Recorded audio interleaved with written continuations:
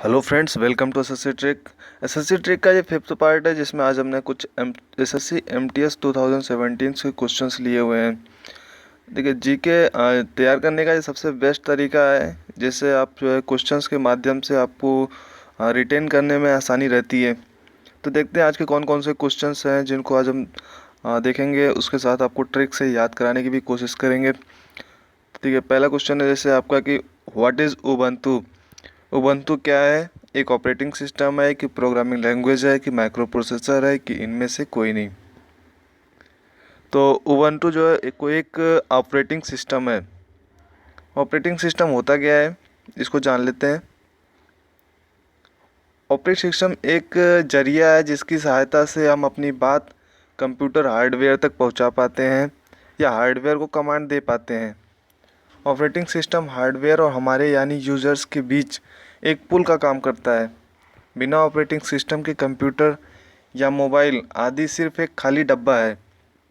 Operating system ऐसा software है जिस पर या जिसकी सहायता से हम अन्य यूजर सॉफ्टवेयर चला सकते हैं।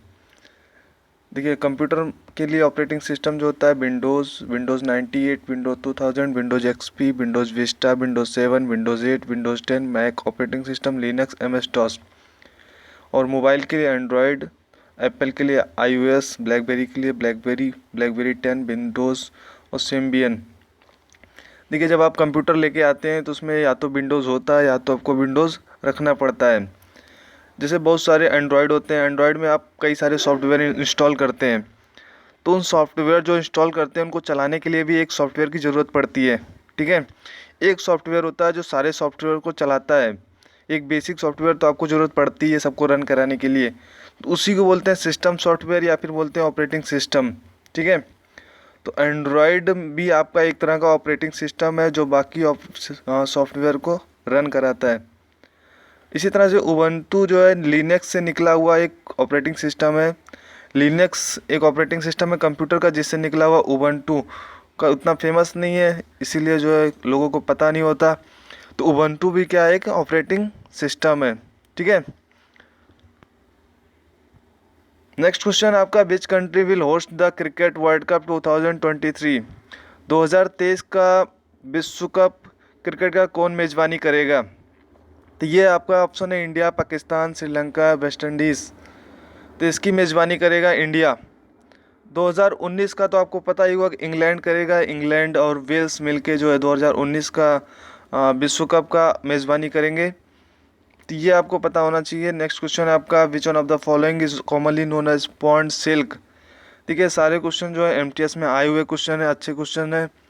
निम्नलिखित में से किसे सामान्यतः ताल रेशम कहा जाता है? तो स्पाइरोगारा, राइजोपस, ईस्ट, यूलोथ्रिक्स। इसका सही ऑप्शन है आपका स्पाइरोगारा। इसको ताल रेशम क्यों कहा जाता है देख लेते हैं। देखिए, इसका जो लुक होता है देखने में होता है वो काफ़ी स्लिमी होता है। ठीक है, स्लिमी इन टच होता है, इसीलिए इसको पॉन्ड सिल्क कहते हैं। सिल्क जैसा होता है देखने में, इसीलिए इसको क्या बोलते हैं, पॉन्ड सिल्क, ताल रेशम। स्पाइरोगारा is also known as pond silk as its filament shine like silk due to presence of म्यूकिलेस।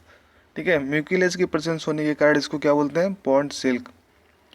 तो इस बार ये क्वेश्चन आ सकता है कि इसको क्यों जो है पॉन्ड सिल्क बोलते हैं, तो आप यहाँ से रीड करके बता सकते हैं। ठीक है, नेक्स्ट क्वेश्चन है, in terms of area which country is considered to be the second largest in the world.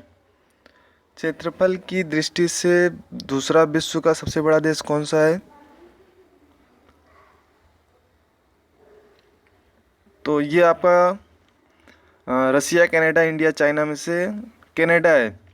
इसको याद कैसे करेंगे, देखिए सबसे आसान ट्रिक है ये। देखिए, trick to learn names of countries area wise. क्षेत्रफल की दृष्टि से कौन सा रैंक पे कौन सा देश आता है, इसको याद करने की ट्रिक है। रुक, चीन, अब आ, भारत। रुक, चीन, अब आ, भारत। रूस से रुक में देखिए, रूस से रूस, क्या से कनाडा, उसके बाद चीन, अब आ से अमेरिका, बा से ब्राज़ील, आ से ऑस्ट्रेलिया और भारत भारतीय।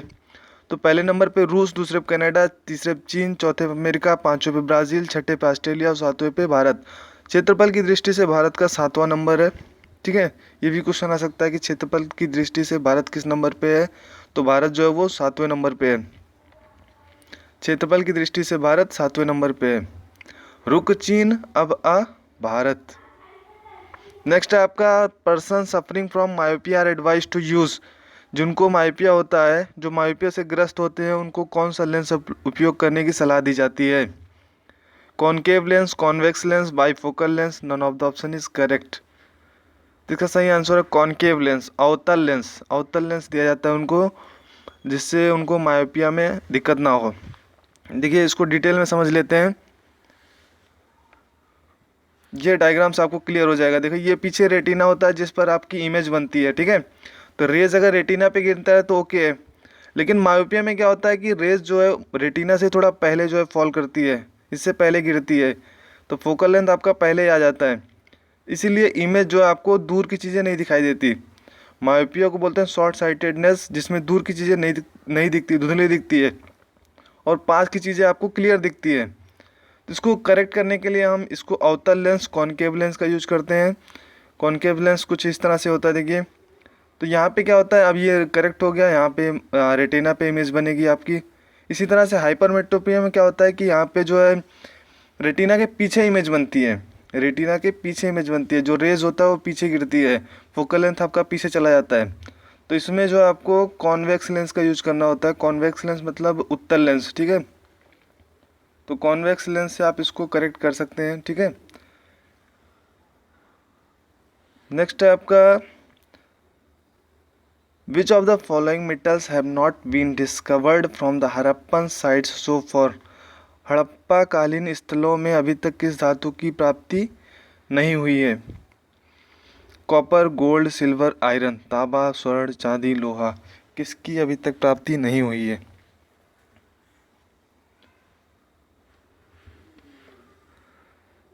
तो देखिए इसके लिए ट्रिक है, इसका सही आंसर लोहा। लोहा अभी तक हड़प्पा सभ्यता में नहीं मिली है।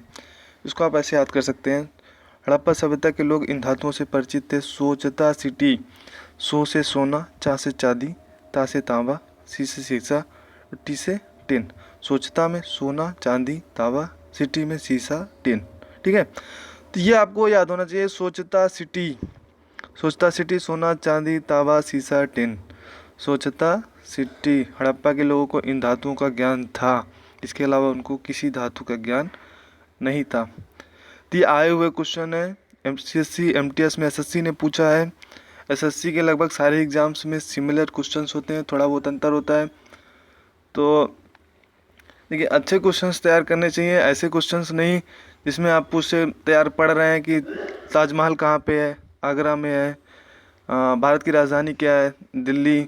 ऐसे क्वेश्चंस जो प्रोवाइड कराते हैं, जो पढ़ाते हैं, और जो वीडियो आप देखते हैं, वो टाइम वेस्टेज के अलावा कुछ भी नहीं है, ठीक है। अच्छे क्वेश्चंस पढ़ेंगे, अपना टाइम यूटिलाइज करेंगे, वेस्ट नहीं करेंगे, तो सिलेक्शन तभी होगा, ठीक। देखिए नेक्स्ट है आपका the provision of federalism of the Indian constitution have been borrowed from which nation. भारतीय संविधान में संघवाद किस देश से लिया गया है? भारत का जो संविधान है वो कई देशों से उधार लेके बना है, तो किस देश से संघवाद लिया गया? फेडरलिज्म। फेडरलिज्म मतलब होता है कि जो पावर होता है वो स्टेट और सेंटर दोनों में डिवाइड होता है, ठीक है। कुछ पावर्स स्टेट को होती है, कुछ पावर सेंटर को होती है।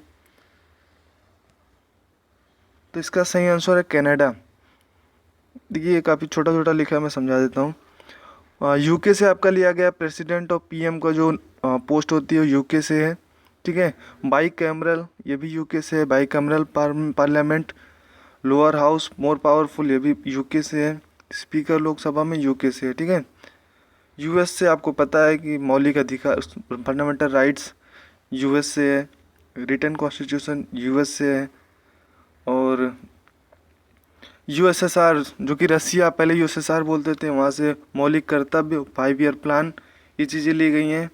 ऑस्ट्रेलिया से आपका कॉन्करेंट लिस्ट जो सूची है, मतलब कॉन्करेंट लिस्ट, उसको लिया गया है। और जापान से आपका लिया गया है law of which supreme court function.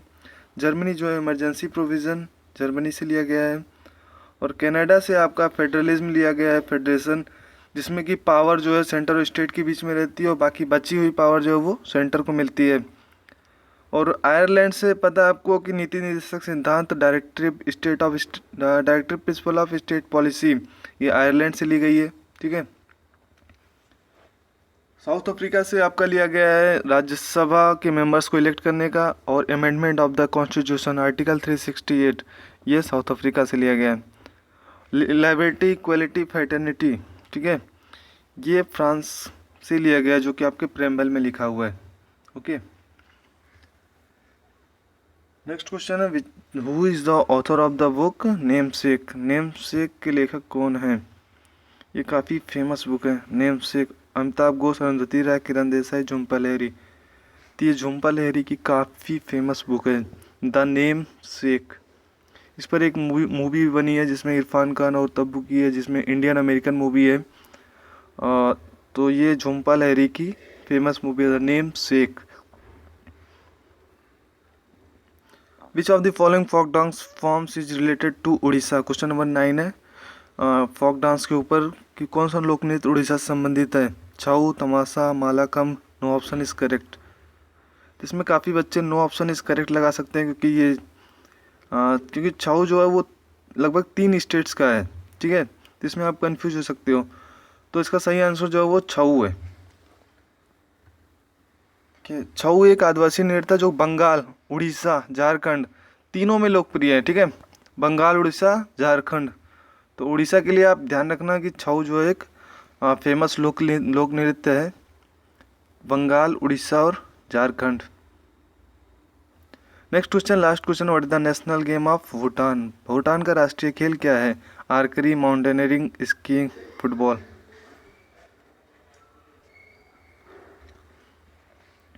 देखिए, नेशनल गेम याद करने की आसान ट्रिक उस पर जो है हमने एक वीडियो बनाया हुआ है, उसको मैंने डिस्क्रिप्शन में लिंक दे दिया, वहाँ से आप देख सकते हैं कैसे आसानी से आप नेशनल गेम्स, राष्ट्रीय खेलों के नाम याद कैसे कर सकते हैं, कौन से देश का कौन सा खेल है, ये सब याद करने की ट्रिक मैंने एक वीडियो में बताई है, जिसका डिस्क्रिप्शन आपको लिंक में मिल जाएगा, लिंक में डिस्क्रिप्शन मिल जाएगा आपको, और वहाँ से भी देख सकते हैं। और वीडियो के लास्ट में भी आपको स्क्रीन पर दिखाई देगा, वहाँ से भी जा सकते हैं।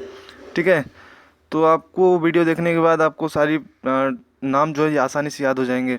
तो भूटान का जो सही ऑप्शन है राष्ट्रीय खेल वो आर्करी है, तीरंदाजी। ठीक है, भूटान का राष्ट्रीय खेल तीरंदाजी है। अब एक क्वेश्चन है आपके लिए, इसको आप कमेंट में जो है बताइए। अगर आपकी जीके अच्छी है, आपको आता है, आपको कॉन्फिडेंस है और जीके में थोड़ा बहुत रेफर करते हैं, तो यहाँ पे इसका आंसर आप कमेंट में बताइए कि how many number of players are there on one side in rugby football. Rugby football में प्रत्येक पक्ष में खिलाड़ियों की संख्या कितनी होती है? 15, 16, 12, 11।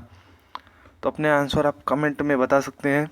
ठीक है, तो इसका आंसर आप कमेंट में बताइए हमें कि इसका आंसर क्या होगा। ठीक, और thanks for watching the video and please like करिए, क्योंकि अगर आप सीरियस हैं और सिलेक्शन चाहते हैं तभी आप देख रहे होंगे इस वीडियो को, आपको ज़रूर अच्छी लगी होगी। वरना अगर घूमते फिरते ऐसे भटकते हुए आए होंगे तो बिल्कुल आपको वीडियो नहीं सही लगी होगी, तो आप लाइक भी नहीं करेंगे। अगर आपने सीरियस हैं, सिलेक्शन चाहिए, तो ज़रूर अच्छी लगी होगी, आप लाइक करेंगे, जाहिर सी बात है, और शेयर करेंगे, कमेंट भी करेंगे आंसर। ओके, तो thanks for watching and continue करिए, इस सीरीज़ को पूरी देखिए। थैंक्स।